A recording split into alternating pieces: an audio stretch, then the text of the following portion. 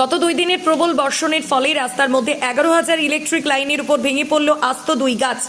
ঘটনাটি ঘটেছে হাওড়ার জগৎবল্লভপুরের জগৎবল্লভপুর থানা থেকে প্রায় 100 মিটার দূরত্বে।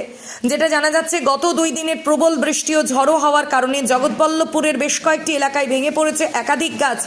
এর পাশাপাশি দেখা গেল জগৎবল্লভপুরের 11,000 ইলেকট্রিক তারের ওপর আজ সকাল 10টা নাগাদ আস্ত 2টি গাছ ওই 11,000 ইলেকট্রিক তারের উপর ভেঙে পড়ে, যার কারণে জগৎবল্লভপুরের বেশ কয়েকটি গ্রামে বিদ্যুৎ বিচ্ছিন্ন হয়ে পড়ে।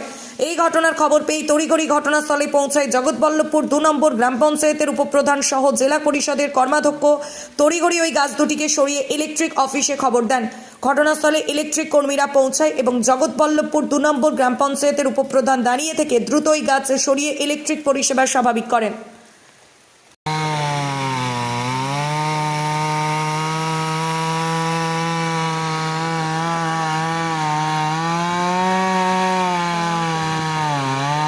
এই দুদিন একদম ভারী বৃষ্টির কারণে 11,000 তারের উপরে আমাদের এই কিছু গাছ পড়ে গিয়েছিল, যার কারণে আমাদের 4-5টা গ্রাম বিদ্যুৎ বিচ্ছিন্ন অবস্থায় ছিল।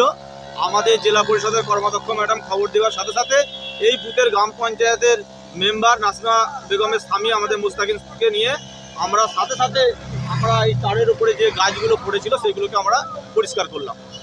আচ্ছা, কারো কোনো ক্ষয়ক্ষতি হয়নি? আপাতত কিছু ক্ষতি হয়নি, কিন্তু দীর্ঘক্ষণ ধরে তারের উপরে গাছ পড়েছিল। আমরা এসে তাড়াতাড়ি করে চেষ্টা করলাম যতটা সম্ভব কাজটা সম্পূর্ণ করা। বিদ্যুৎ পরিষেবা কি আগের মতো স্বাভাবিক হয়েছে? একদম, বিদ্যুৎ পরিষেবা এই মুহূর্তে স্বাভাবিক আছে। এই জায়গাটার নাম কি? মোদারিয়া বিশ্বনাথ নিকেতন। আপনার নাম? আসাদুল্লাহ কাজী।